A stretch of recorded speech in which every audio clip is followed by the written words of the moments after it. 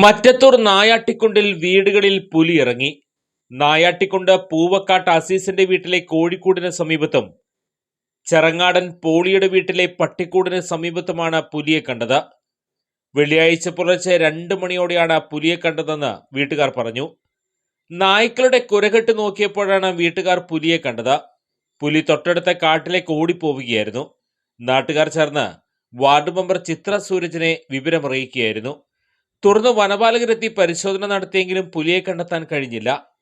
തുടർന്ന് വെള്ളിയാഴ്ച വൈകിട്ടോടെ പുലിയെ കണ്ട 2 വീടുകളിലും വനംവകുപ്പ് ട്രാപ്പ് ക്യാമറകൾ സ്ഥാപിച്ചു. ജനവാസ മേഖലയിൽ പുലിയിറങ്ങിയതോടെ നാട്ടുകാർ ഭീതിയിലാണ്.